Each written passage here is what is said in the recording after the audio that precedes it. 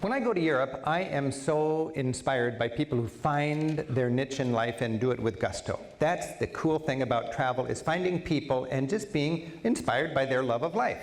They can be cheesemakers. These guys are in Sicily. I was just driving around in Sicily, saw a cheese festival, I don't remember the name of the town, stopped, wandered around. I mean, you'd be a bad traveler to drive through that. Stop the car, get out, see what's happening. These guys were serving up cheese like they invented it. I mean, they love it. They're so proud of it. Maybe you remember in my TV show, my favorite restaurateur takes me into the cheese shop. And it's just, she loves to show off. I mean, I'm the bumpkin American, you know, and it's just a festival of mold. She grabs this wad of cheese, takes a deep breath and says, "Oh, Rick, smell this cheese. It smells like the feet of angels." People are into things that I didn't know you could be into. I was raised thinking cheese is orange in the shape of the bread. There you go, cheese sandwich, you know. But in there, you can get excited about things you never got excited about before. And you can afford it. You can find out how normal people are enjoying great slices of the culture because they know how to find the restaurants that serve it with gusto, not to rich, naive tourists, but to savvy locals. That's what we're interested in, maximum thrills and experiences in our travels. The way to find that is to go to places that do not have tourist crowds, the places that don't have budgets to promote tourism. There's all sorts of famous hill towns, but this hill town is not promoted, and there's almost no tourism there. And to me, it's the classic hill town. This is Civita di Bagnoregio. Now, the name of this place doesn't matter. I'm talking in fundamentals here. It's just important for you to know that you can find yourself in places where you're part of the party rather than part of the economy. And that's your challenge. And a lot of travelers don't do it very well.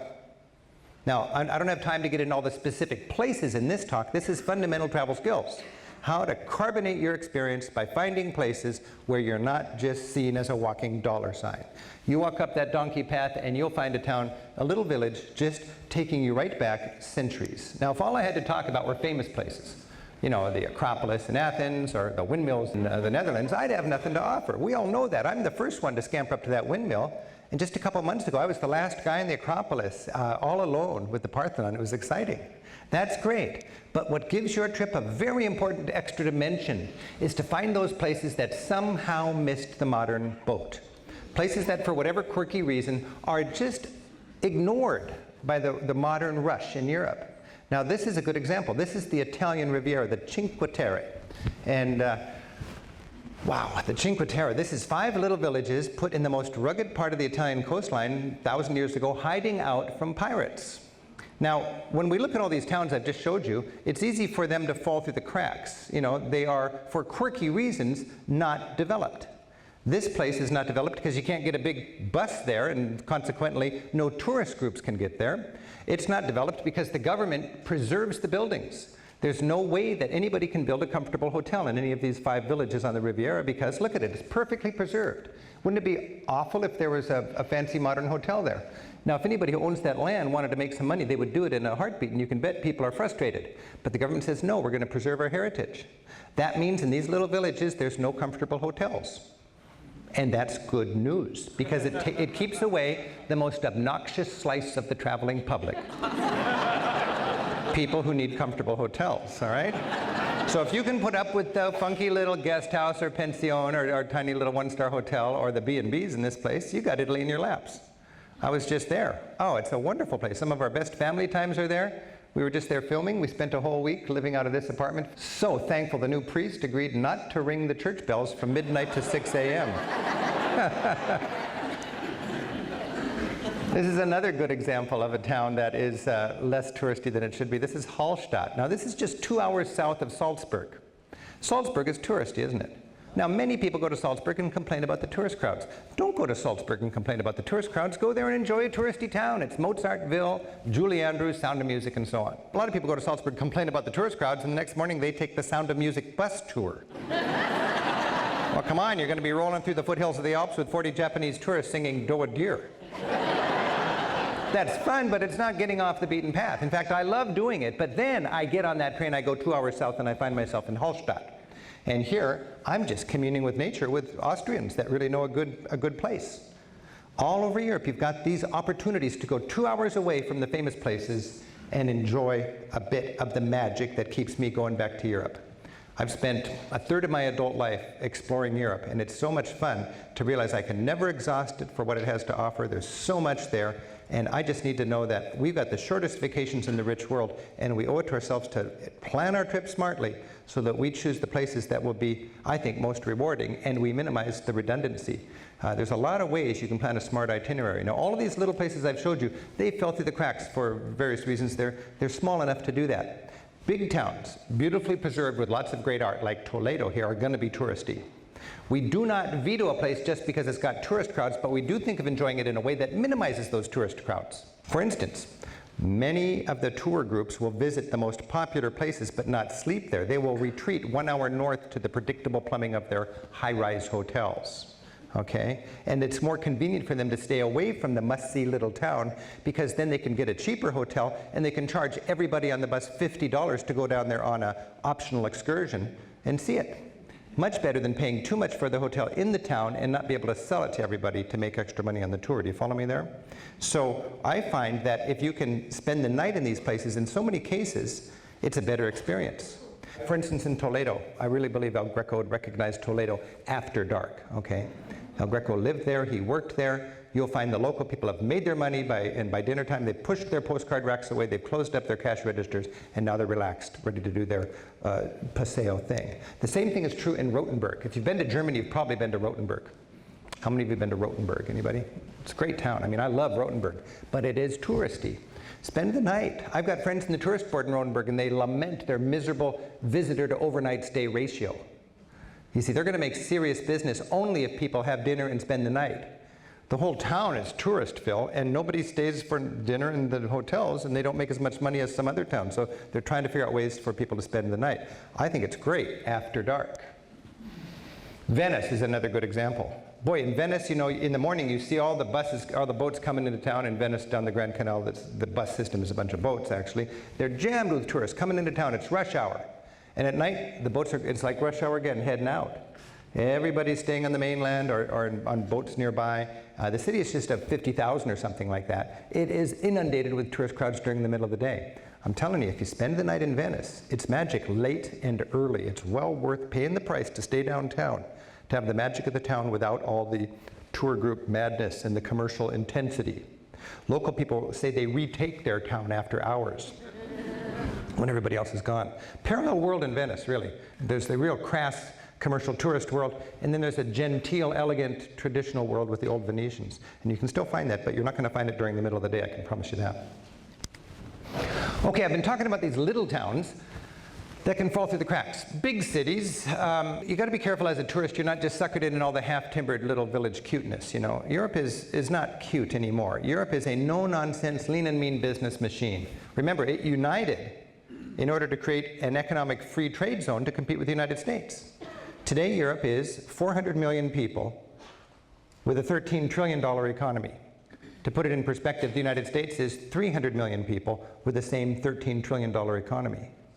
Now, when you go to Europe, you owe it to yourself to see what's going on in Europe today. I mean, it's thriving. It's lean and mean business machine. Germany is the size of Montana, with 1/3 the industrial capacity and 1/3 the population of the United States of America.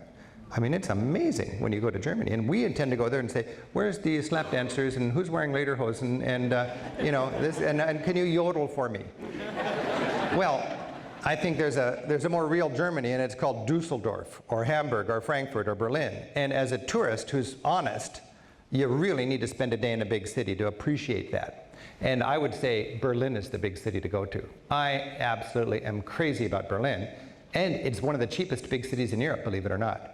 But Berlin is really a cutting-edge place. It's a vibrant place. Artists are going there. There's all sorts of new rough and tumble entrepreneurial environment for eating and sleeping because of the eastern part of Berlin being engulfed into the west.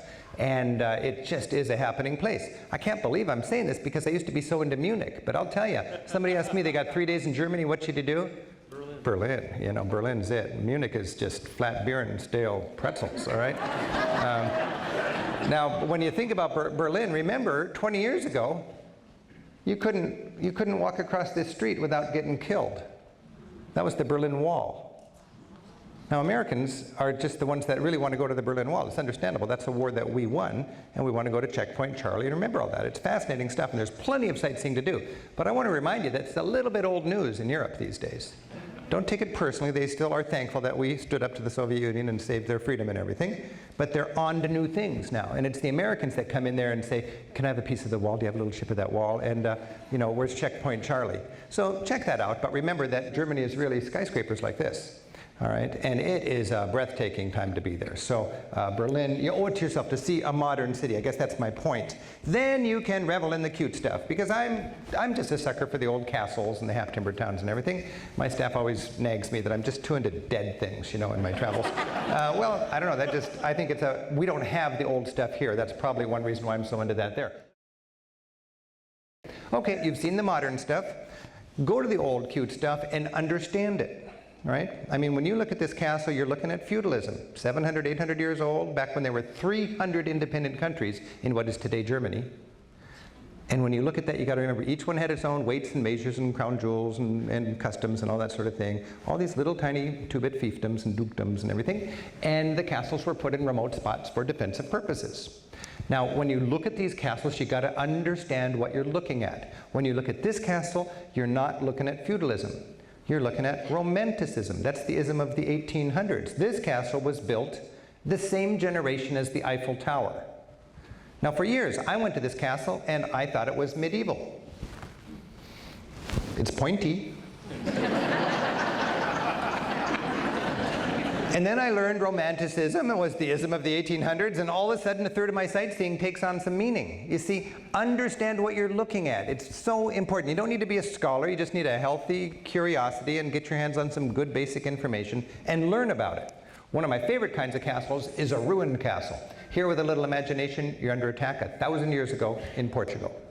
It's hard to find ruined castles because nobody promotes them. Why should they? They're free. They're just rotting away on hilltops unnoticed, from Portugal to Israel to Finland. Now, we as travelers owe it to ourselves to be industrious with our preparation and find out where they are. Remember, people don't promote it. This is what I do for a living, is I go over there and everybody's promoting things at me for all of my readers. And I just have to really, man, I get very defensive about it. No, that's just a come on. No, that's just an advertisement. No, that's just a promo. No, that's not right. And I've got to sort through all that and find the things that really are worth your time and your precious vacation dollar. You see, we have the shortest vacations in the rich world. We have to sort through all of these come-ons. And when you go to a travel show or when you go out on the web, it's hard to see through all that stuff. It really is. And on the other side of that coin, there are certain things that are really worthwhile that nobody is promoting, like ruined castles. Now, you need to be clever over there to find these kind of places. Go to the bookshops and you just page through photo essays, for instance. Every region of Europe has its visual icons. Portugal, it could be windmills. Wales, it could be lighthouses. Andalusia, it's whitewashed hill towns. Castile would be great castles. And you page through those photo books and you see things that really are appealing visually, and they're probably nothing touristically. If you see it and it looks great, locate it on the map in the back of that book. You don't even need to buy the book, just get the place, put it on your map, go there tomorrow for lunch, and you might have a back door. This is what I do. This is what I've done for 4 months a year since I was a school kid, is track down these kind of leads, and I hit and I miss and I miss and I hit and miss and hit and miss, and I bring home what I think are the hits. And for people that have the same sort of values as me to allocate their sightseeing time, it's a handy tool to hit and hit and hit every time. So you can find these magical places, and then you can run on the ramparts, free as the wind, let your imagination go wild. Here you're under attack 1,000 years ago in Portugal. All over Europe, you've got this kind of ruined magic, but you gotta know where to look. For instance, buy the best map money can buy. If you're driving, buy it over there in a quality map. And spend half a traffic jam just learning the key. Okay? How many people really learn the key? It just takes you 10 minutes to learn the key. But there you will see little roads you wouldn't notice otherwise, and little ruined castles. And then you can be a better tour guide for you and your traveling group. There's a lot of incredible BC stuff, but I'll tell you, there's a lot of mediocre BC stuff too. I used to just freak out whenever there's something BC. I thought, oh, it's got to be seen. No, BC does not mean got to be seen, all right? Do it select. Choose what BC you want to see, and then do it with a passion, to read about it, really learn about it. Be select, and then really do that sightseeing with gusto. And the more you know about the ancient world, the easier it is to resurrect that rubble. And I'll tell you, a lot of the ancient stuff can give, it can give you heat stroke, or it can give you goosebumps, depending on how you're able to resurrect that rubble and imagine what it was like. Here we have, for example, the most famous aqueduct in Europe, the Pont du Gard. Well, it's not an aqueduct. It's the most photogenic bridge in a 30-mile long aqueduct. So understand that. Built 2,000 years ago by the Romans after they conquered that part of France to bring water by the force of gravity into the great city of Nîmes. It was engineered so the water would lose 1 inch every about 100 meters for 30 miles. And they built this thing with all their engineering and their fancy Roman arches and everything to bring water into that Roman city of Nîmes. And then after you visit the Pont du Gard here, you go to Nîmes and you see the distribution center where the aqueduct ends and this big tank, and you can just see how they allocated the water and how they actually had some social justice in it. When there was low water, the water would go out to the neighborhood wells.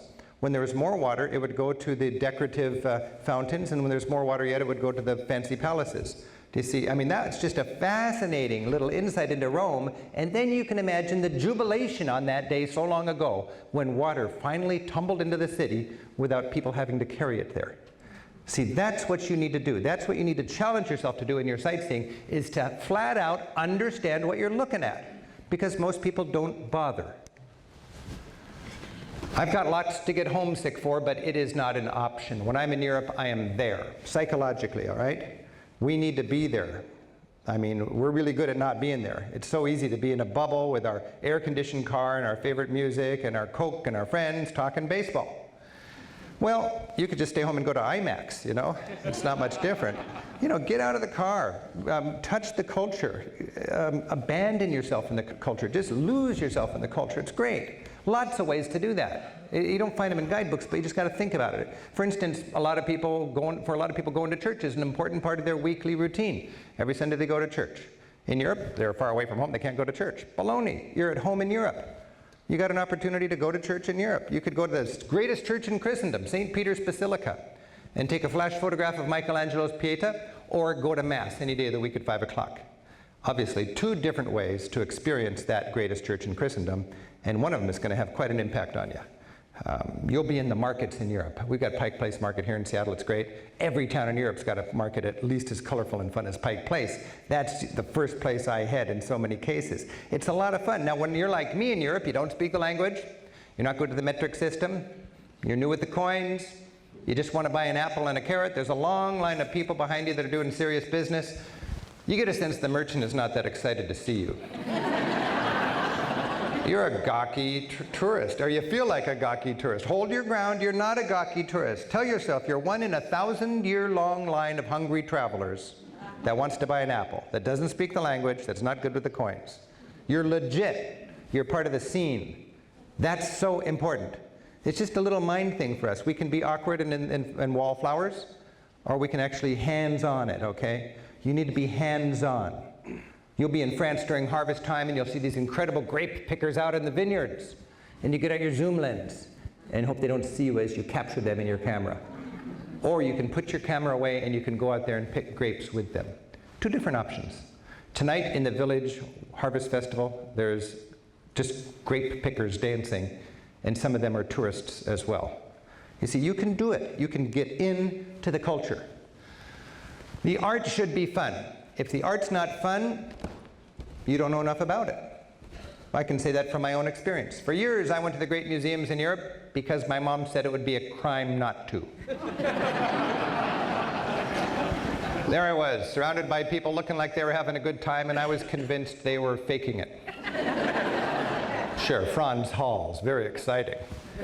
Then I took an art history class and went back to those same museums. They were altogether different experience. I'll tell you, it makes a huge difference if you just read up on the art before you go there. Again, it should be fun. If it's not fun, you don't know enough about it. The greatest thing is to enjoy art in situ. That means art not in museums. In situ, where the guy was paid to produce it. In that niche in that church or in that royal palace or whatever. That's what I really like. And you can go to Venice, for instance, and see 40 Titians on a wall, or you can go to a great church and see one great Titian just where he wanted it. There's a church in Venice I'm thinking of called the Church of the Frari, the Chiesa di Frari, and it's got like 6 wonderful masterpieces by 6 great Venetian artists in situ. That to me is one of my favorite artistic experiences in Europe, because you got this wonderful look at the Venetian Renaissance where it was supposed to be. So think about art in situ, and then remember, you don't need to be into beauty. A lot of people just don't have time for beauty. Art is a time tunnel experience. It's the closest thing to a time tunnel experience you'll have in your travels.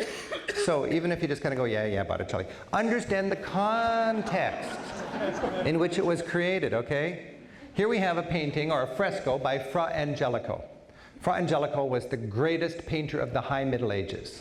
He was the most spiritual painter you'll encounter. They said for him, painting was a form of prayer. They said he couldn't paint a crucifix without weeping. And he was the man in charge of decorating the monastery San Marco in Florence. That was the headquarters of Savonarola, that ranting, raving, austere monk that took over the city and turned it into a theocracy. I mean, that's just to understand. The Renaissance had started. All of a sudden, this preacher came in, this monk, and said, you guys are too hedonistic and fleshy, and it turned it back into the Dark Ages. And you had people like Botticelli himself throwing their paintings onto these bonfires where they burned all the vanities. This guy had thugs, moralistic thugs, that would break into fancy people's homes and grab all the decadent hedonistic stuff, bring it out in the squares and burn it. And they turned it back into the Dark Ages. And then Savonarola overplayed his hand, and they actually burned him on the same squares, and the Renaissance picked up. But the cool thing is to understand that and then go to his headquarters at the monastery and to see the art in situ that Fra Angelico frescoed.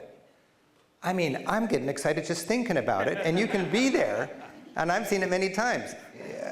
I really think people who get turned on by the art and the history have a huge advantage. Now, there's lots of quirky sites in Europe, and you owe it to yourself, if you're interested in bones or whatever, to do your studying, because it's a pain to be in Cologne and then realize when you leave there was a Beatles museum there, you know? Or to be in Amsterdam, and God, there was that tattoo museum, the best tattoo museum in Europe. All over Europe, you've got quirky museums. So if you're into marijuana or thimbles or art done by people locked up because they were considered criminally insane, whatever you're into, there's a museum for you, and you just need to do your studying ahead of time so when you're in that town, you know about it. It's pretty straightforward, but I'll tell you, there are fun museums. If you've always wondered what happens when you flush the toilet, when you're in Paris, you can visit the biggest sewer in the world. They say if you stretch it out, it would go all the way to Istanbul. And to go under the streets of Paris and see how sewers evolved ever since the Middle Ages, when they would holler out the window, "Garde de l'eau," before they threw their water out. That's kind of fun. And if you're going to learn about sewers, it's more fun to do it there than here, all right? So do your studying. One thing I'm really into these days is experiences. It's so easy for tourists to go to the palace, go to the museum, go to the tourist show. But you want to find yourself surrounded by local people having a great rip-roaring experience. And that's the mark of a good traveler in so many ways, to get away from the tourist stuff that's promoted in the lobbies of the hotel and find out what do local people do on a family night out. In Ireland, you can go to the hurling match. Hurling is a fast and rugged game. I liken it to airborne hockey with no injury timeouts, okay? And you go to a hurling match. We went out there and with our local friend Stephen, and we bought all the right color of garb, so we had to remember which team to root for our own safety and everything. Got into that stadium, 50,000 Irish fans screaming their lungs out, not a single tourist. And I mean, what an experience. And we, at the same time, learned a lot of new creative ways to swear, all right? Now that's a $25 ticket, and it's a great experience. And if you're looking for an experience in every country, you've got that kind of thing. You got opportunities to go to a Turkish bath, to suck on one of those hubbly bubblies, to go to the sauna in Finland, to go to the greyhound races in Edinburgh. You name it. There are things you can do that wouldn't pop up in the guidebooks that help you connect with the culture you traveled so far to see and experience. Just 2 weeks ago, I was in Rome with my son, and we went to the football game in the Roman Stadium. And you know, it's a cultural experience. It really is. I remember when a football player got injured on my son's team, the kids would get down on one knee and kind of pray and see if he's okay. And over there, when somebody gets injured, everybody chants, You will die. You will die. and then when they carry him away on a stretcher, they say, you'll be coming back in Division B. So they have a certain oomph with their spirit. We have some exciting natural wonders here in the United States. The great thing about Europe's natural wonders is they're so accessible. I mean, she looks pretty rugged here, doesn't she? But I'm standing on the edge of a revolving restaurant to take the photograph. Filled with ladies in high heel shoes who rode the lift up for breakfast, right? The point is, all you need is 15 bucks on a sunny day and you can get to the top of those Alps. That's good excitement for a traveler. I'm not proud. I want to get up there quick while it's still sunny, have breakfast on the top, and then walk along the ridge. That's my kind of hiking in the Alps. They're so accessible everywhere. It's amazing. Now imagine this. You take the lift up for breakfast, and then for 3 hours you walk on a ridge. You're like literally tight-roping on this ridge. On one side you got lake stretching all the way to Germany. On the other side you got cut-glass peaks, the most incredible panorama anywhere, the Eiger, Monk, and Jungfrau. And ahead of you hear the long legato tones of an Alphorn, announcing that the helicopter-stalked mountain hut is open. It's just around the corner and the coffee schnapps is on. Whoa. That's enough to make a Lutheran go like this.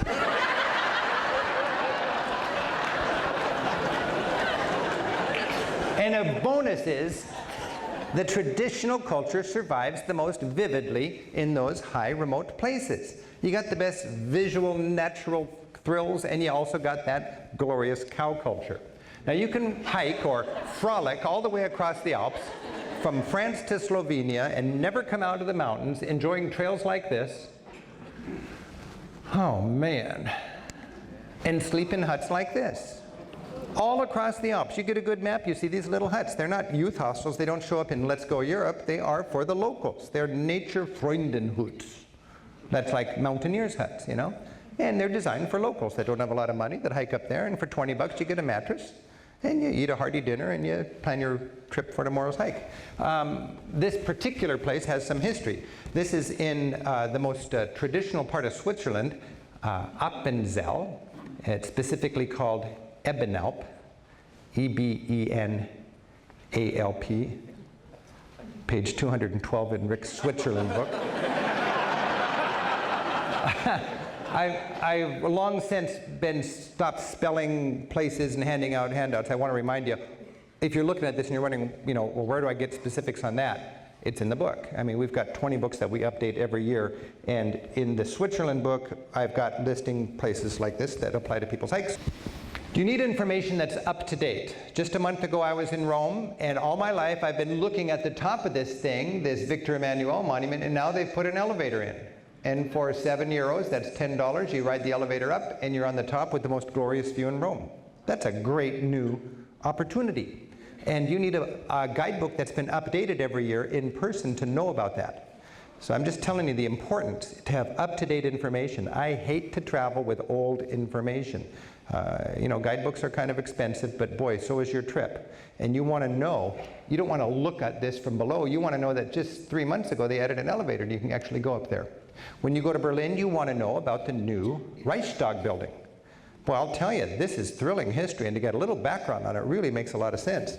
The Reichstag was the parliament building, like our Congress building, that was bombed out in the war. The last days of the war were Russians fighting Nazis, literally on the top of this building. And they left it as a bombed out hulk right on the Berlin Wall. Throughout all of our lifetimes, we probably remember that. And Germany is reunited. The government goes from Bonn back to Berlin. In good European style, they don't bulldoze the old building, but they renovate the old building that has roots into their culture, and they incorporate a modern architectural element into it, a glorious glass dome on the top, and they open it up. Free, designed primarily for Germans, but tourists are more than welcome. The idea is you go up that spiral ramp to the very top, and you can literally look over the shoulders of your legislators and see what's going on in their desks.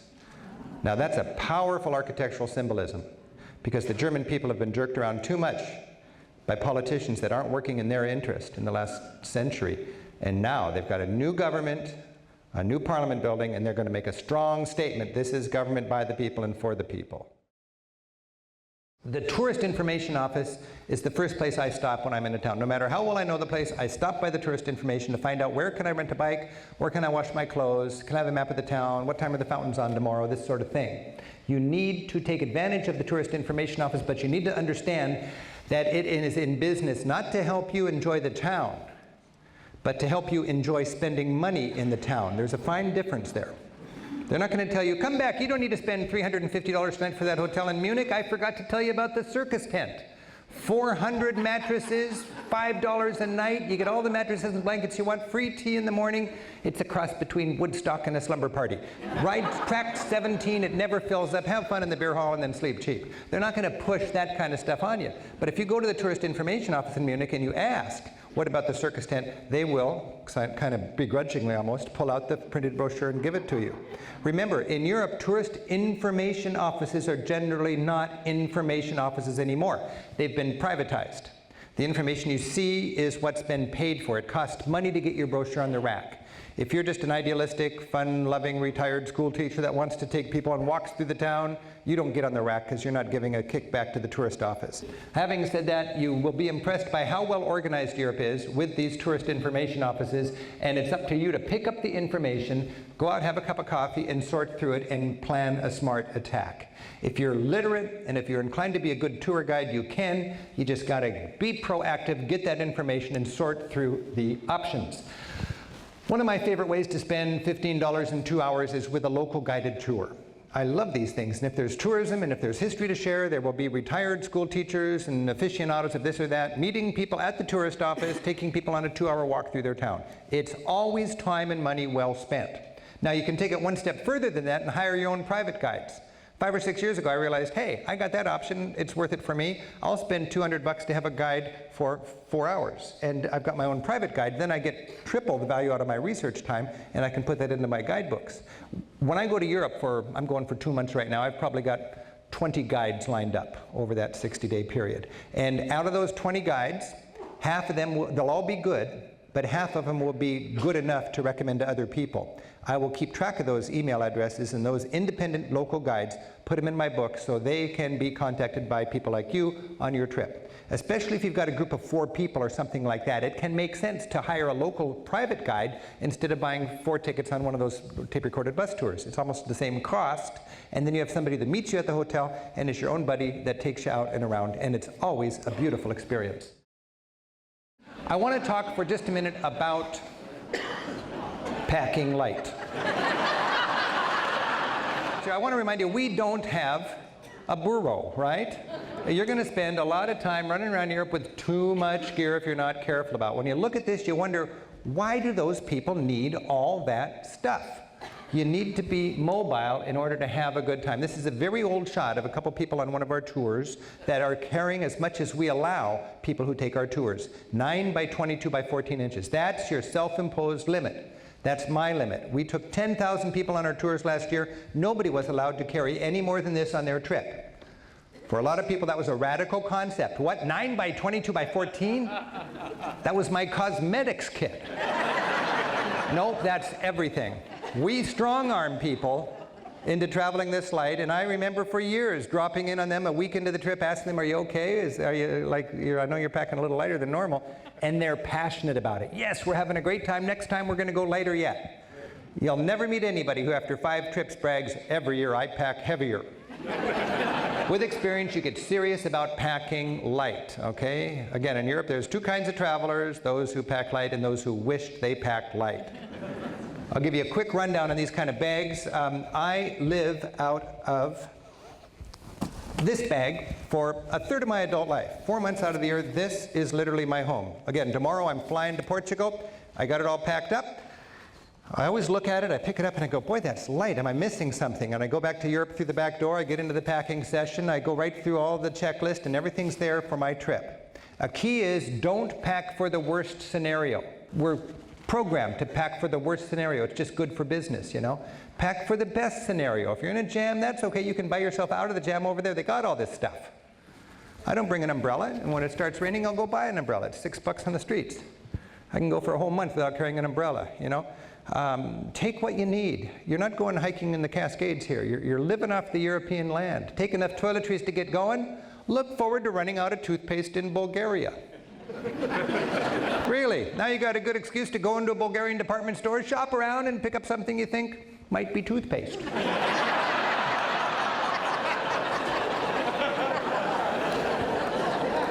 The key is you want as much as you can carry onto the airplane. Now, you're not packing light in order to carry it onto the airplane. Tomorrow, I'm going to carry this onto the airplane. You know, I'm going to wear my coat, I'm going to put my other stuff in my day bag, it's going to be cinched down, it's going to fit that limit, and I'm going to walk onto the airplane because I want to hit the ground running. Now, if you got a tight connection, or if you'd rather take it easy, check it, it's okay. Take your critical stuff on your carry-on because it doesn't always get there. But I like to carry it on, and that's as big as you can carry on. Okay, now, there will come a time when I will be going around Europe like this. But that time's not here yet. My philosophy is as long as you're strong enough to carry it on your back, that's the best way. It's 5 pounds less weight, it's $40 less money, it lets you be more mobile, and this rolls nicely on this stage or at the airport in Atlanta, but it doesn't roll nicely on the cobblestones of Rothenburg, you know. Many people use this roller system so they can carry more stuff. No, it's not to be able to carry more stuff. It is handy, I'll tell you, to be able to do this, but it's not foolproof. You'll be carrying your baggage a lot, okay? This is a great design. Most of my staff uses this bag, not the one I just showed you.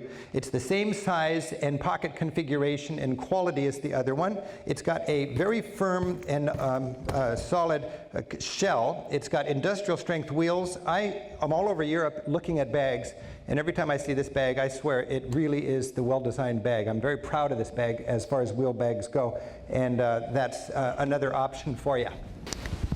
This is one of our groups, and I've got this shot just to show you the reality of travel. Every couple of mornings, you got to load up and go to the train station or go to the tour bus or go to your car, and here we have our guide, Lisa, and she's doing the wheeled bag along with most of the women on the tour. This man's packing like I would be, day bag and the big bag on his back. My son Andy has the convertible suitcase rucksack, but he's strong enough where he doesn't even bother to put it on his shoulders. He just carries it like a suitcase, and we are mobile. Exactly what you put in the bag, well, that's beyond the scope of this class. I'll tell you, it's covered very well in Europe through the back door, and I don't have a lot of credibility among women when it comes to packing light, so I asked the women in my office. I work with 80 people, most of them are women, they're great travelers, they've pooled their experience and written a brilliant chapter on women packing light and smart that's in Europe through the back door. I hope you can check that out. There's also a chapter by them on women traveling smartly and safely in Europe. Exactly what you carry, it's just kind of common sense. Clothing is most of your luggage, you just carry less clothes. One pair of shoes. I just bought this pair of shoes a week ago and I'm breaking it in, and I'm going to be wearing this for the next 60 days. I like Echoes. But you just want a sturdy pair of shoes. If you got to have a second pair of shoes, okay, but really, do you need a second pair of shoes? A lot of people say yes, okay. If you need a pair of second shoes, bring them. I always feel a little uncomfortable. I don't say in public that I just bring one pair of shoes, you know, but I just bring one pair of shoes. And I take them off at night. They breathe. And most of the world would be happy to have one pair of good shoes, you know. But we need shoes for lateral motion, and we need shoes for walking and for running and lots of things. Just be serious about you're going to carry that stuff. Is it nice to have a pair of tennis shoes? I'd love to have a pair of tennis shoes over there, but I don't bring it because that would add 10% to my bag. As far as your shirts go, wash everything at home in the sink. Straighten it up, see what it looks like on the hanger the next morning. Some shirts are great, some are worthless. You can iron them, but it's a real drag. I don't know, I haven't found a fabric solution. You just got to wash the shirt and see what it's like. But you want stuff that's wash and wear in a literal sense. You want, I bring one heavy pair of pants and one super light pair of long pants. Remember, in Europe, men cannot wear short pants in the big cities in the Mediterranean. It just freaks locals out. They'll come up and pull the hair on your legs, okay? They can't stand seeing a grown man wearing short pants in Madrid, all right? It's hot, it's muggy. You want very, very light, long pair of pants. It's warm over there. I don't bring heavy gear. I don't even bring rain gear unless I'm going to Britain or Scandinavia. And sometimes the only time I wear my jacket is on the plane, because the plane seems to be the coldest experience I have on the trip. The critical thing for how often do I wash is underwear and socks.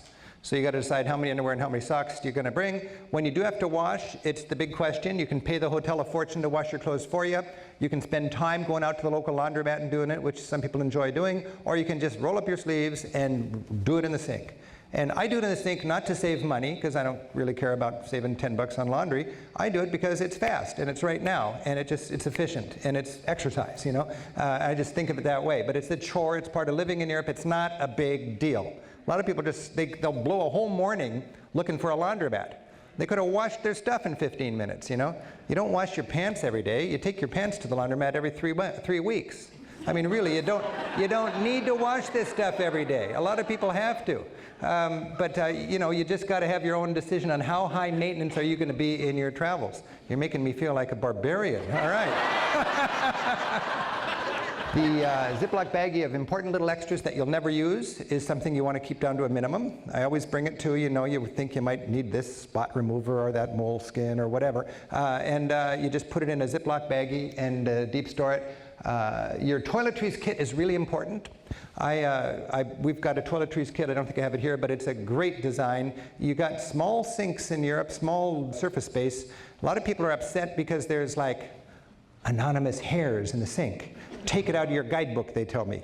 Well, if I did that, I'd have very small guidebooks. You're going to find a few hairs in the sinks. Now, it's nice to be able to hang your toiletries kit right there on the wall. You know those are your hairs, all right? I mean, it's great to have everything right there in your mobile toiletries kit. Okay, language barrier. I speak only English. Nothing to brag about, but this is the language that works. I've been saying this for 30 years, and a whole generation has grown up since then speaking better English than ever before. The language barrier is not a serious issue from a logistical, getting around, catching the bus, staying healthy, sleeping, eating point of view. Language barrier is a huge issue from connecting with people and having fun with locals. I was just palling around with my son in Rome. He speaks Italian, I don't. What an advantage he had on me. So don't get me wrong, I'm all for learning a foreign language. But if you're thinking about should I go to Portugal or not because I don't speak English, you can do anything you want in Europe speaking English. You can function speaking English. This is the world's linguistic common denominator. Think about it. If a Greek meets a Norwegian hiking in the Alps, how do you think they communicate? Broken English. What Greek speaks Norwegian? Now, don't just assume they speak English. It's good style to ask at the beginning of the conversation, parlez-vous anglais? Sprechen Sie English? If they say no, I do my best in their language. Generally, after a couple of sentences, they'll say, actually, I do speak a little English.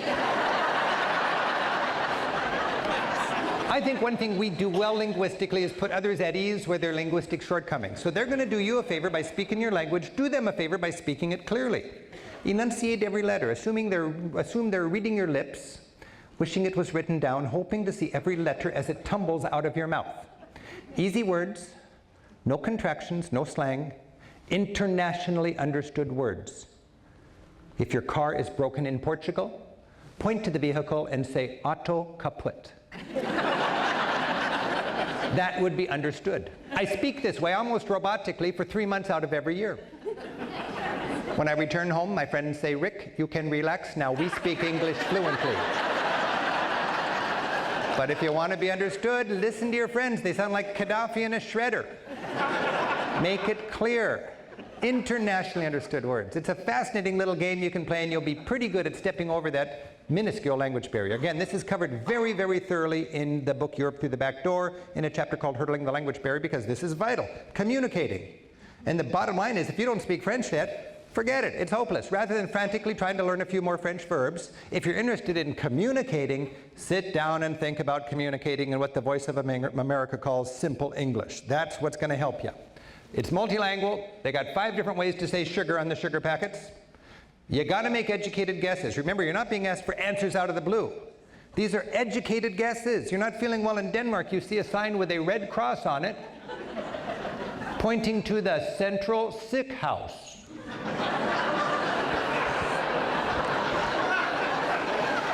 Can you read the Danish? It's impressive to me how many Americans would bleed to death in the street corner looking for the word hospital.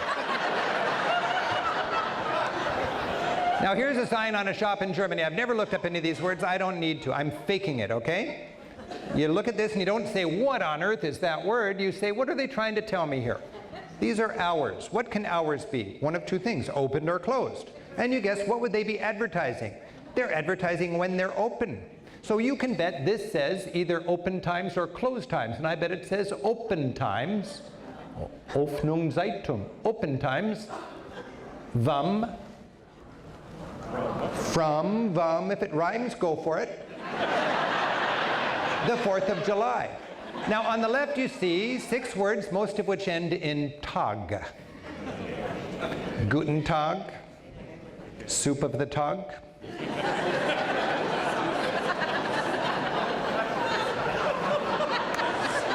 Montag, Monday, day of the moon. In French, it's lunar day, lundi. It's just a riddle. The more you play this, the easier it is to step over that silly language barrier. Don't be brutalized by the language barrier. 2 days later, you know 2 more German words. Mittwoch, midweek. Midweek, it could be some other day, but I would bet midweek is Wednesday. Okay, on Monday, it's open from 9 to 11 and from 4 to 6.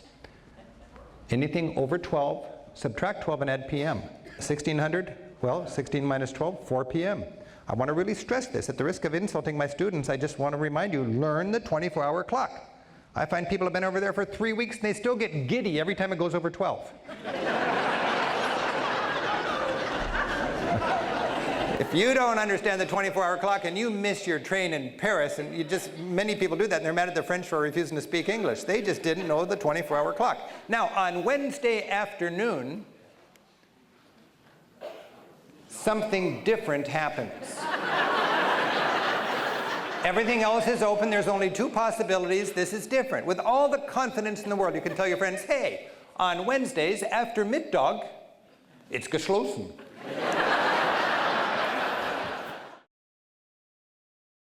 Money belts. I've been wearing a money belt all day. Got my money belt on right now. In a minute, I'm going to show you where I keep it, okay? I want to remind you. Yeah. I want to remind you, if there's, I'm evangelical about money belts, really, because if there's 2 thieves in town, you're going to meet them. Right? You can't come away and say there's thieves everywhere. The fact is that thieves target Americans. Thieves in Europe target Americans, not because they're mean, but because they're smart. They know we're the people with all the good stuff in our purses and wallets. If I was a street thief in Europe, I'd specialize in Americans. I'd have a little card that says, Yanks or us. Now, a lot of us are just so like put off by how mean they are. It's just sport. You're rich, they're not. You're traveling all over the world. They think you're filthy rich. They'll grab your purse if they get half a second. Don't get all bent out of shape for it. You just screwed up. 1 for them, 0 for you. Okay? They're not going to knife you or mug you. Take a purse or take a wallet, but expect to lose it. In it, you've got odds and ends, a day's spending money, and a funny little note to the thief. We put the funny little note to the thief in the new edition of Europe through the back door. It's a little cutout thing. It says in 5 different languages, Dear thief, sorry there's not much money in here. Why don't you consider getting a real job? Okay, so I want you to remember you're not going to get mugged or knifed. It's just a petty purse snatching or pickpocketing. And I want to also remind you it's happening all the time. They're very clever. And if there is commotion, it's fake commotion. Fake commotion, remember that. Shoving match on the main square in Madrid, people's pockets getting picked. I'm a boy, I get right in there. Wow, they're pushing, they're fighting. I'm wondering if they're going to throw some punches. There's pockets getting picked, jostling. Old lady falls down an escalator in Munich. Stand back. It's a distraction. Pockets are being picked, all right? That's what you need to have as your first reaction. You really do. Okay, I'll show you where I keep the money belt. All right. There you go. That's my money belt right there. All right? Just this nylon pouch like so. And you tuck it in like your shirt tail, and there you go. Now, you don't get at it for every nickel, dime, and quarter, okay? This is your deep storage for select deposits and withdrawals. And I'll tell you, it is just flat out luxurious peace of mind to have all of your critical stuff tied to your body, under your clothes, tied to your body, tucked in like a shirt tail. When you're wearing a money belt, all of your essential documents are on you as thoughtlessly and securely as your underpants. Ever think about that with underpants? Put them on in the morning, you don't even think about them all day long, and every night they're exactly where you put them. And now when I'm traveling, my plane ticket, my traveler's checks, my driver's license, my credit card, just as securely out of sight, out of mind in my money belt. It is the way to go. You need that money belt. I want to remind you, the beggars are actually fast-fingered thieves. It sounds a little harsh, but you've got to assume the beggars are pickpockets. They're going to come up and say, euro, euro. They want your wallet, all right? Euro, euro, they want your wallet. If you know that the beggars are thieves, and if you're wearing a money belt, it's no big scary deal. Really. In fact, if you're wearing a money belt and you know what the beggars are up to, having a gypsy's hand slipped into your pocket is just one more interesting cultural experience. I'm over there 4 months out of the year. Every year, several times, strangers slip their hands into my pocket. Very gently, very delicately. I just leave them there. It confuses them. They think I'm dead. They fish around, they realize there's not much to get excited about, and they're on their way. There's too much on your mind to be worried about little two-bit street thieves in Europe. Just don't be vulnerable, okay? Wear a money belt. Very important. You're going to meet this woman.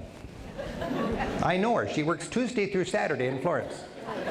At the museums, in front of the museums. You stand on the top step, you look out and you see the thieves work in the crowds. It's just how they do it. They're not, again, it's no scary deal. When you know what's going on, it's kind of fun. Changing money, the big news is euros. Europe is uniting, and they've all got the same currency now. It's great news. 200 million people, whatever's in the Eurozone, have the same coins in their pocket. Euro, it's kind of easy to figure out now. It's 1.5 to a dollar. Figure that, okay? So if it's 10 euros, that costs $15, right? We'll find euros everywhere. I think the biggest news for changing money is simply ATMs. I've signed my last traveler's check, I can promise you that. ATM, that's what you need. I use one credit card. I fund all my family vacations, my TV production, my tour guiding, my travel research, pop it into that machine and get cash 24/7 at the utopian bank-to-bank rate instead of the miserable tourist-to-teller rate. There's no downside that I can find about ATMs. Now, nobody changes money out of the goodness of their heart. There's always a fee. There's two ways banks make money: exchange rates and fees. The exchange rate when you use your ATM is almost perfect. It's almost like nothing, because it's the same rate that banks get when you use your credit card or banks to banks. Where they make the money is on fees. Sometimes it's a percent, sometimes it's a fixed rate. I will remind you, rather than going to the ATM every day, you will minimize your fees if you go once every 4 days and max out, because you'll then cut your fees by 75%. More on that in the guidebooks and so on. Europe is getting automated. It's very modern. And people who insist on talking to a person will pay a premium and wait in long lines. Europe does not care about you if you're unhappy for waiting in a long line and being taken advantage of because you refuse to use the machine they put in. Now, I'm reluctant to use the machines, and oftentimes I wait in the lines and I get frustrated, but I don't have any grounds to be upset with them because I'm the one who's dragging my feet, okay? If you use the machines, when I travel with my local experts, they use the machines and things just go like that, and it's quite an inspiration. Europe has deregulated the airline industry. The fastest way to get from A and B these ways is flying. And before I buy a long surface ticket in Europe these days, I drop into a travel agency or go to the web and find out what the cheapest flight is, and I routinely can fly cheaper than I can take the train or the bus. It's amazing. Now I don't get as many rail passes as I used to get because I cobble my trip together with a few strategic point-to-point flights, a few car rentals, and a few point-to-point rail tickets. A lot of people still get rail passes for good reason, but really consider the beauty of flying point to point in Europe. It's quite inexpensive. I'm not very aggressive at getting these discount airlines. I just go to my travel agent and I book my round trip flight from Seattle, and then I ask her to buy me shop around and get me the best point to point tickets. I'm always impressed by how reasonable it is to fly point to point within Europe. If you are an aggressive budget traveler and you want to use the discount airlines in Europe, they are killer deals. I mean, my son is in Rome with all of his friends on student budgets, and they're flying all over the place for $40. He just got a ticket round trip from Rome to Bulgaria for like $50. It's just great what they can do in Europe as people fly all over the place just for stag parties or hen parties or lunch. You know, it's just people that didn't used to be able to afford to fly are flying now, and that's because of the deregulated airline industry. When you go to Europe, you'll find they've got this incredible infrastructure. I fly into an airport in Scandinavia. It seems like it's halfway to the Arctic Circle outside of Stockholm or Oslo. No problem. You're flushed right downstairs, and 10 times an hour, there's a 100-mile-an-hour non-stop government-subsidized shuttle that takes you right downtown faster than you can imagine. I mean, it's just breathtaking how Europe is investing in its infrastructure, and it's fun for us, apart from just being practical, it's fun for us to be able to use that. Now, as I travel around Europe, I find they are investing in their infrastructure. They've got this $500 billion internal investment dream to make this futuristic transportation and communication infrastructure. It's like an internal Marshall Plan in Europe right now, and everywhere I go, there's new freeways, new tunnels, new bridges. Think about it. Little Norway, 4 million people, is drilling the longest tunnels in the world to lace together isolated towns on the fjords. Sweden and Denmark have just built this massive bridge connecting Copenhagen and Malmo, creating the biggest commercial zone in Scandinavia. And of course, we know about the English Channel Tunnel. 10 departures a day, 2.5 hours from Big Ben to the Eiffel Tower. 17 minutes under the English Channel Tunnel. It's just breathtaking. The new freeways, the new bridges. More important than ever for you to get off the fast track and take the slow road or the slow train if you want to meet people and smell the roses. By car, you have wonderful mobility. If you don't buy this business of packing light, I want to remind you, you're going to do a lot of walking with your gear if you're going by train. Consider renting a car if you're packing heavy. You can even rent a trailer. Traveling with kids, almost by definition, is not packing light. One thing I learned when you're taking little kids, forget your passion about packing light. Take all the gear mom thinks is worth having. That's what I learned. So remember, packing light is not always that important, especially if you got the car, which gives you that mobility to go from door to door. By train, Europe becomes very small, very convenient, especially if you're going from big city to big city. A car is a worthless, expensive headache in a big city. Trains take you effortlessly from downtown to downtown. By the time you get out of Paris with a car, you're already in Belgium if you took the train. It's amazing how exciting the trains are in Europe. This is the new train station in Berlin, the biggest train station in Europe, the Hauptbahnhof, and it's just an example of what they're doing with their infrastructure in Europe. Every time I go downtown and I look at our elevated, the viaduct, I just say, Europe would have that fixed yesterday, you know? I don't know what it is, but they just invest in their infrastructure, and you got these bullet trains everywhere. Last time I was in Munich, I was in the train station taking photographs of trains coming into town. Specifically, I was taking photographs of birds squished onto the windshields of trains as they came into town. It's a dangerous place if you're a slow-moving bird. Synchronicity. It's all worked together. I once went across Germany intentionally not looking at schedules, just seeing how it worked, and it was like, I felt like Tarzan going from vine to waiting vine with all these train connections. You come into one town, step across the track, a train is already loaded up, ready to go, connecting, and in 5 minutes you're on your way. It's just all figured out beautifully. In Norway, 2 trains a day come into this remote fjord community, 2 boats, coordinated with the train arrival, leave. It all works beautifully. Except in Italy, where the train comes down just in time to see the boat pulling out. I was just in Rome a couple of weeks ago, and here we have a good indication of what is, for me, a good restaurant. This is my guide, Michaela. This is my son, Andy. And Michaela is a Jewish guide in the ghetto there in Rome. Her family's been in Rome for 2,000 years. Great experience, by the way, to run around the ghetto with her and learn all about that history and heritage. And she took us to her favorite restaurant, and it was exactly what I try to find in my research. I'm interested in not the biggest neon sign that brags, "We speak English and accept Visa cards," on the main drag where all the Burger Kings are. You're a loser if you're a tourist on a budget complaining about food in a street like that, frankly.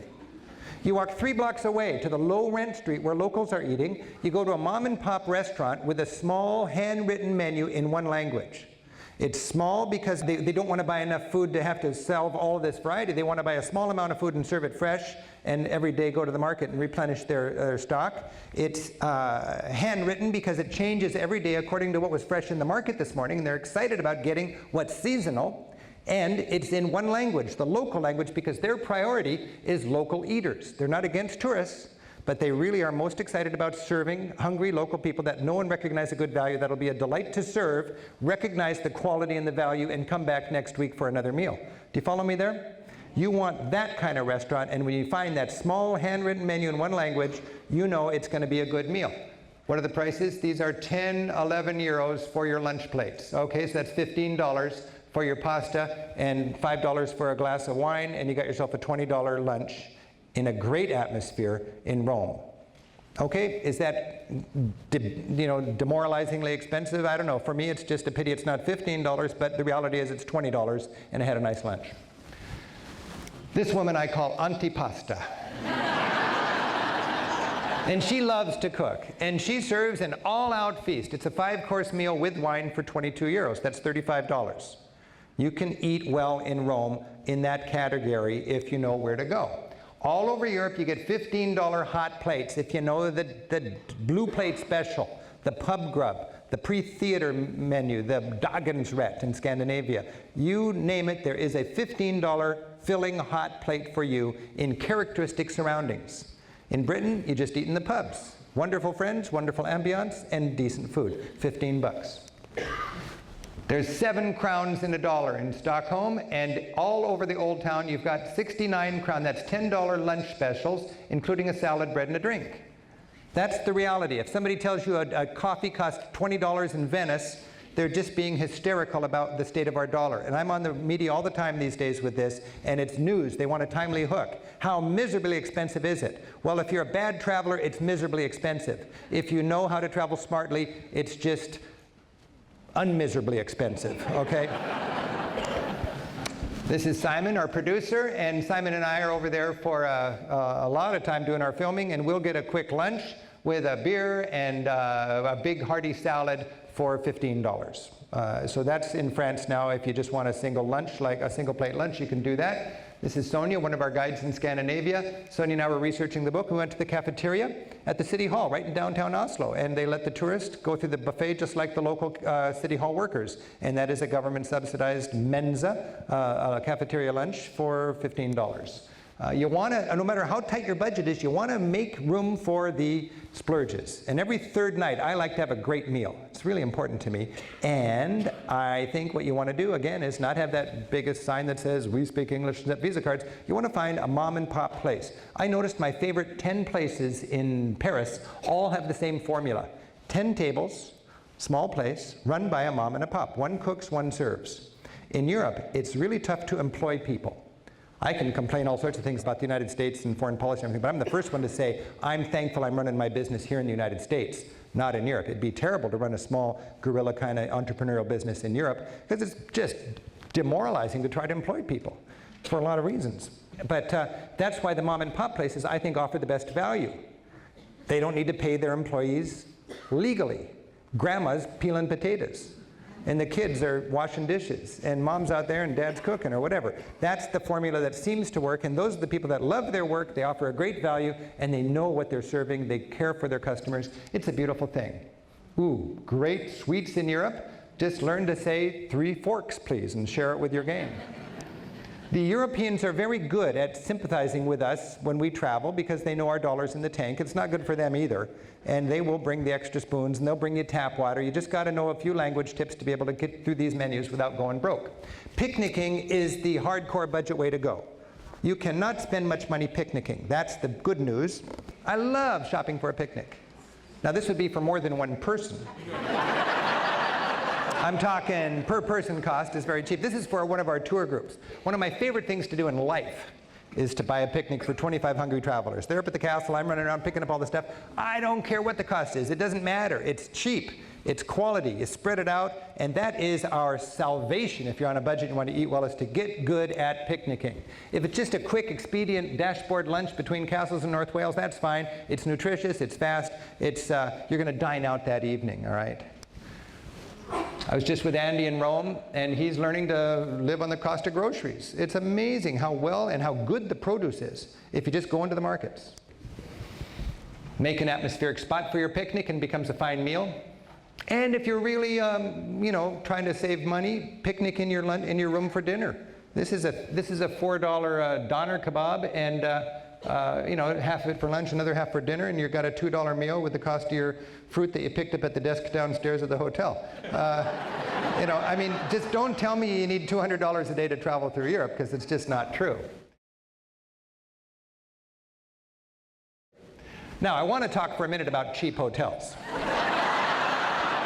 And I'm glad I got the help of slides here, because a lot of people think I'm talking about this when I'm talking about cheap hotels. I'm not, okay? This is not Europe at all. This is Eastern Turkey. This is $3 for the double. And it's barely worth it, okay? This is a shepherd's class hotel in a town with no tourism. If you go to a town with no tourism, you're going to find no tourist class hotels. Why would anybody build a tourist class hotel where there's no tourism? If you get thoroughly off the beaten path in Turkey, you're going to find hotels with dirt floors and no windows. and they're $3 a night. Now, we're not talking about that. Now, there are lousy hotels in Europe, non-government regulated flop houses, where for $25 you get a bed and a kitten tossed in for no extra. And I'm not talking about that either. What I'm talking about is an alternative to this. This is what defeats people these days. This is what people are spending $300 a night on, flying home early, shaking their heads, thinking, my goodness, how can people afford to travel in this crazy day and age? Don't they realize the more you spend, the bigger wall you build between you and travel so far to see? Think about it. Spend enough money, you won't even know where you are. The ultimate accomplishment for a hotel, and they brag about it, is to reach that intercontinental plateau. Intercontinental. What are they telling you? The same everywhere. Designed for people who deep down inside wished they were not traveling. People who need a paper strap over the toilet promising them nobody has sat here yet. You can get transplanted American niceties, but you're going to pay American prices plus shipping for them, okay? And I just think it makes a lot of sense to realize that you have an alternative. You can stay in Walters Hotel. $100 for the double, you know you're in Switzerland. You stand on that balcony, you look out, you see little avalanches on the Eiger over there. Downstairs, after a long day of cutting hay up there, the peasants have gathered down in the bar. They're playing the spoons, having their beer, yodeling and fighting. It's Switzerland. It's really an amazingly Swiss scene. Now, in Paris, you spend $100 a night for a double in a simple 2-star hotel run by Françoise and Stéphane. 7 blocks from the Eiffel Tower, on a pedestrian-only street in Village, Paris. You got an elevator, you got a private toilet and shower. It's literally $100 a night for a double. It's so French, you step outside in the morning, you feel like you must have been a poodle in a previous life. I absolutely love the fun little personal family-style hotels in France. Now, I mentioned not a lot of sink space, so you need that toiletries kit. That's a handy item. I want to remind you the issue of the shower and the toilet down the hall is no longer. Almost every hotel in Europe has gutted rooms and put in prefab little yacht kind of heads. So you're all spending $30 a night more to have your toilet right there and your shower right there, and most people like that. Okay? If you find the odd place that does have a few rooms without private showers and toilets, they're going to be really cheaper, and you got more than enough showers and toilets down the hall because none of the other rooms they all have toilets and showers. So you got your private shower down the hall, and you're saving a lot of money. So you can ask for that, and the consequences of not having a private facilities are actually less now than they used to be, and the savings are quite substantial. You got alternatives to hotels, and these are important. And most importantly, bed and breakfast. Every country has B&B offering you double the cultural intimacy for half the price of a hotel. You're staying in somebody's home. You just got to know the local word. Husrum is Norwegian, for Ryokan, which is Japanese, for Chambordot, which is French, for Zimmer, which is German, for bed and breakfast. I just absolutely love the opportunity to stay with, for instance, Mama Rabati. She's got $80 double rooms right in downtown Florence, and you're in somebody's home. It's so charming as can be. Or Mrs. Farrell in Ireland, who's so excited that Ricky from Seattle is here. They're excited they got a guest from America. Ah, the shores of America. She's got a map of the United States on her refrigerator. She's colored in every state from where she's had a visitor. And she says, if you know anybody from Wyoming, they got a free bed right here. I can't say enough about the joy of having a charming local person to be your host. It's like your own temporary local mother, all right? You can play the piano with the guy who's invented his own cross between a trumpet and a saxophone. I've had so many fun experiences playing pipe organs in churches with the church organist who rents out a room, and anything you can imagine. You've got these characters that love to have the world coming into their home, staying in a B&B. More important than ever with the state of our dollar is staying in people's homes and having that intimacy as well as saving all that money. If you're a family, the more people you pack into a room, the cheaper it gets. You can get 3 kids and 2 adults in a room quite easily if you need to, and you'll save a lot of money that way. Europe has 2,000 youth hostels offering all sorts of beds for between $20 and $30 a night, okay? That's the cheap way to go. My son and his friends are over there. They're traveling every weekend, and they just get on hostelingworld.com or something, and they find out where the cheap beds are in Milan, and they're over there. There are a world of alternatives to hotels. And nowadays, all over Europe, you've got modern hostels. This is the new hostel in Copenhagen, and it is a high-rise building with 100 rooms or something, industrial strength, very simple, very cheap, certainly not roughing it, and the rooms are like this. And these are the kind of travelers that are staying for $25 each in an institutional-style room. Now, the question for a lot of people is, youth hosteling, can we still do this? Well, they took the word youth out of the system. Nowadays, if you're over 55, you get a discount on the membership card, okay? If you are alive, you are young enough to hostel. There's no age requirement for this style of travel. You got to be a good walker, I'll tell you that. For a lot of people, this is very demanding physically. And I can't say Europe is easy if you don't walk well, or if you're in a wheelchair. That's very tough. The most grueling thing about European travel, if you're wondering with your partner, can we really do this, is the heat and the crowds of summer. It's really hot, it's really crowded. You may think if Americans are edgy or the dollar's not strong, that there's not a lot of people traveling. The rest of the world's traveling. There's emerging economies. You find more Indians, more Chinese, more Russians than ever in Europe these days. It's crowded. There's long lines and it's hot.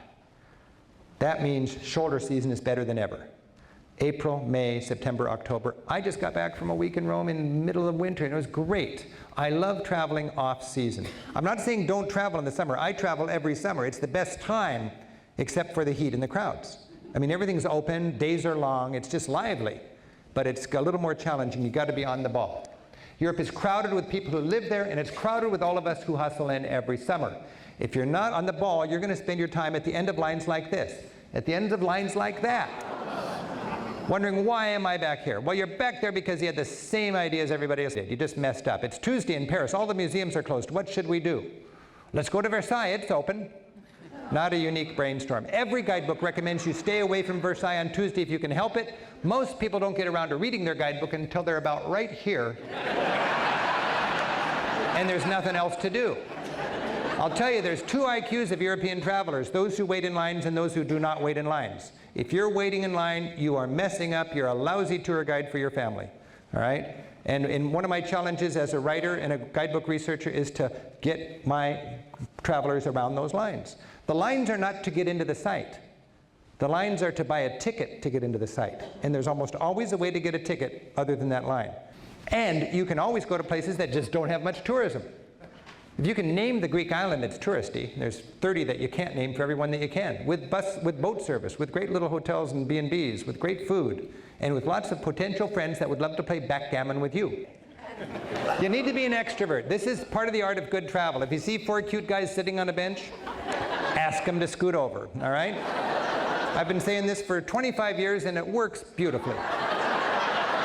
This is one of the quintessential European experiences. Enjoying just hanging out on a bench with the old guys, watching the world of whatever country you're in flow by. People are in the streets, people are making the scenes. It's a wonderful sort of community fabric that you can all enjoy in your travels.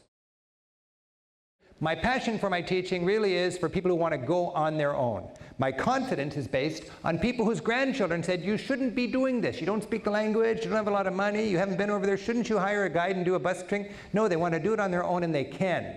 Part of my job is to give the people confidence to do it on their own and then the skills to do it smartly. And I need to sort of pump up and make everybody excited about this and confident. If I was making it easier, sound easier than it really is, I'd be getting people in trouble. Judging from the feedback I get, it's very practical, it's very reasonable what I'm explaining here. If you want to travel this way, you can. Your challenge is to equip yourself with good information and expect yourself to travel smart by being your own tour guide. And you can do that. There's no doubt about it from our experience. That's what Europe Through the Back Door is all about. Gathering this information, designing it, and helping our travelers enjoy maximum travel thrills for every mile, minute, and dollar in their precious vacation coming up. Europe is better organized than ever. They'll carve you a wooden shoe. The museums are state-of-the-art in their way to share the history and the art and the culture with these wonderful digital audio wands and so on. The traditional culture survives vividly if you know where to find it. That's good news.